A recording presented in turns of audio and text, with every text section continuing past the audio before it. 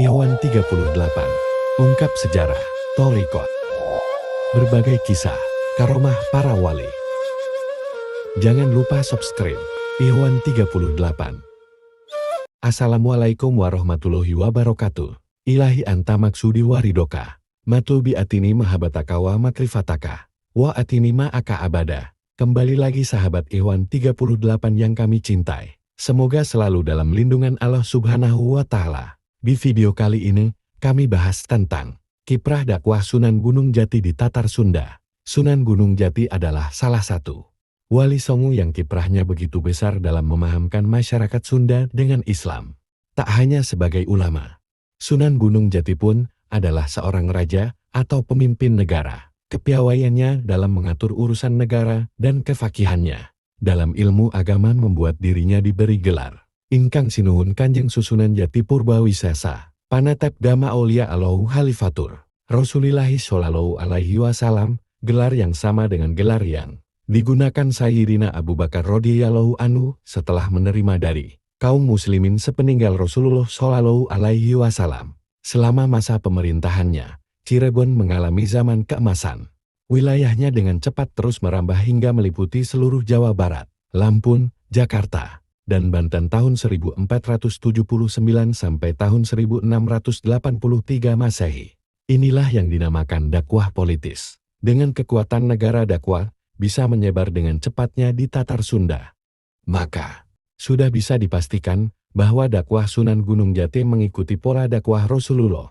Bukti-buktinya adalah, pertama, dakwah politik yang ditandai dengan perbaikan struktur pemerintahan.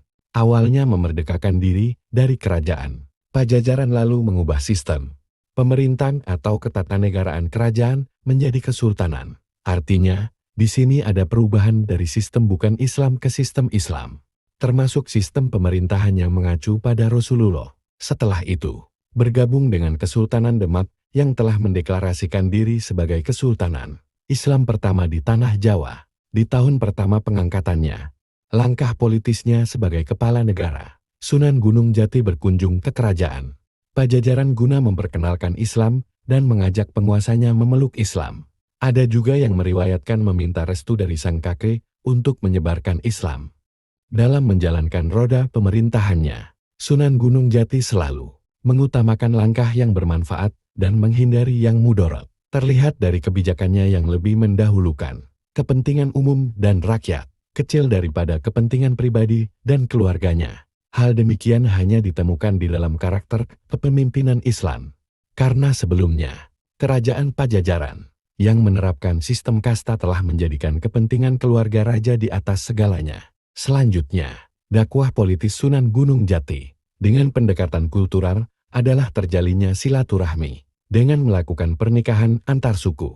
Misalnya, pernikahan Sunan Gunung Jati dengan anak penguasa Banten, yang nantinya lahir Maulana Hasanuddin, yang merupakan Sultan pertama Banten. Begitupun hubungan dengan Demak terjalin, karena Maulana Hasanuddin menikahi salah seorang putri Sultan Trenggono Raja Demak ketiga dan anak-anak Sunan Gunung Jati lainnya pun banyak yang menikah dengan keturunan Demak, sehingga kekeluargaan Cirebon dan Demak begitu erat. Bukan hanya hubungan pernikahan, lebih dari itu yang paling kuat adalah hubungan akidah. Maka dari itu, setelah Demak mulai menyalahi Islam, Cirebon pun menyatakan mandiri. Saat itulah persaingan antar kekuasaan muncul, hingga yang tersisa adalah Kesultanan Banten di Sunda, dan Kesultanan Mataram di Jawa sebagai kesultanan Islam terakhir di Tanah Jawa. Walaupun demikian, sikap seluruh kesultanan terhadap para penjajah Eropa sama. Mereka berjuang melepaskan dominasi para penjajah. Kedua, Kesultanan Cirebon melakukan dakwah dengan berjihad hingga kekuasaannya mampu menguasai seluruh Jawa Barat, termasuk Banten dan Sunda Kelapa, juga Lampung. Jihad fisabilillah untuk menghilangkan penghalang fisik bagi dakwah di masyarakat kerap kali terjadi di masa kepemimpinan Sunan Gunung Jati. Pertama, pembebasan kerajaan Galuh yang berakhir dengan takluknya Pajajaran Timur, Majalengka hingga Ciamis, bahkan Brebes. Kedua, pembebasan Sunda Kelapa, Jakarta, pelabuhan penting Pajajaran. Ketiga, Kerajaan Banten dengan Pakuan Bogor, ibu kota Pajajaran. Ketiga, memperbaiki sistem ekonomi yang berlaku, yaitu dengan pemberdayaan rakyat dengan memberikan keterampilan pembuatan kerajinan untuk meningkatkan ekonomi rakyat, memperhatikan rakyat jelata, dan menghentikan upeti.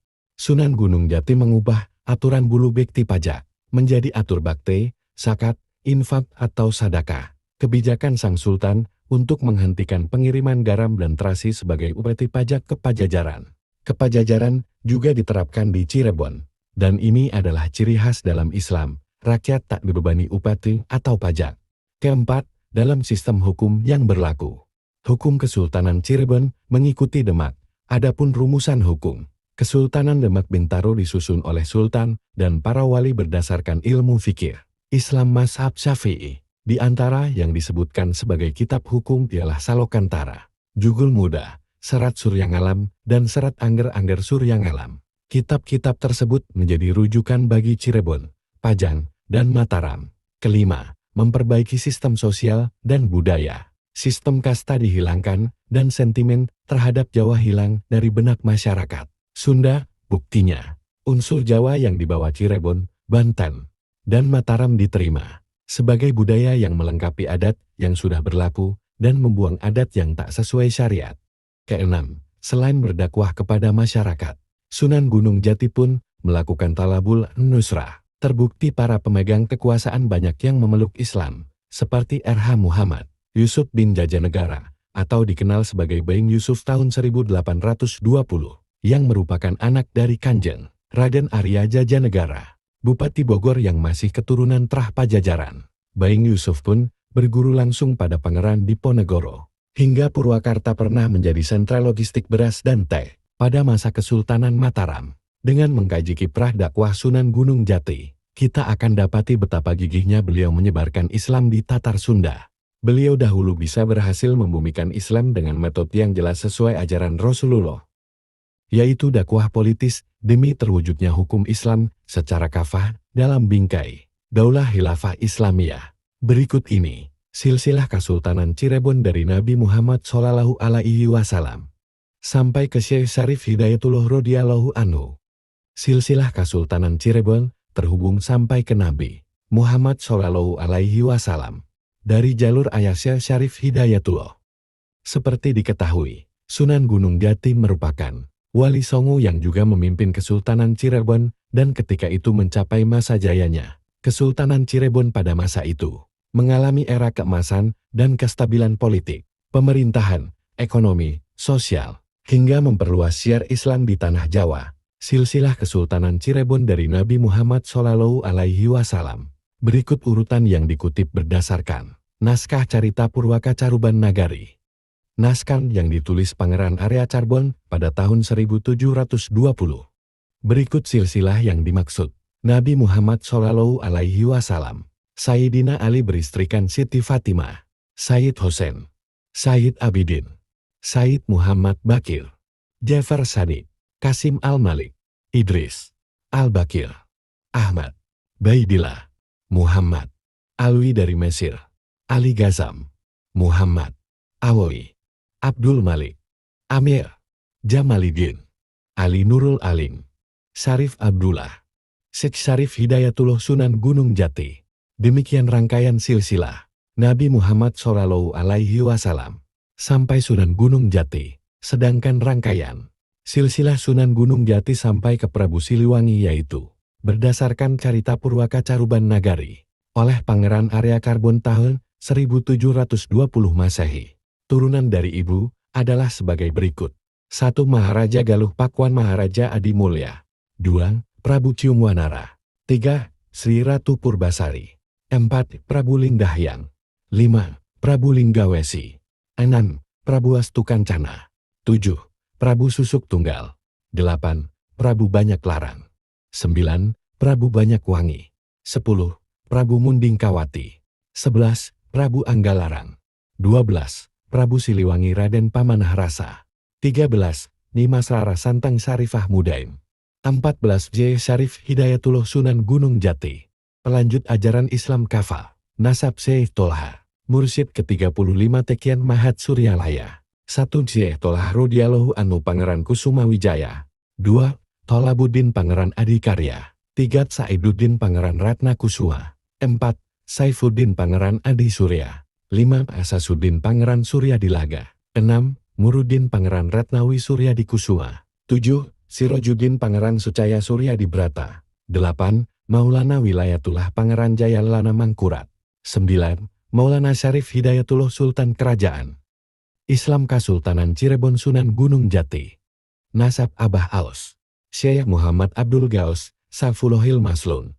Al-Qodiri, Al-Kamin, An-Naksabandi, Al-Muwafaq, Al-Muttaqi, Al-Mujadid, Al-Qutub, As-Somadani, Al-Mahdi, Rodiyallahu anhu Qodasallahu Siroh, Mursyid ke-38 Mahat Tiki N Suryalaya. 1. Sayyid Syarif Hidayatullah Sunan Gunung Jati Rodiyallahu anhu. 2.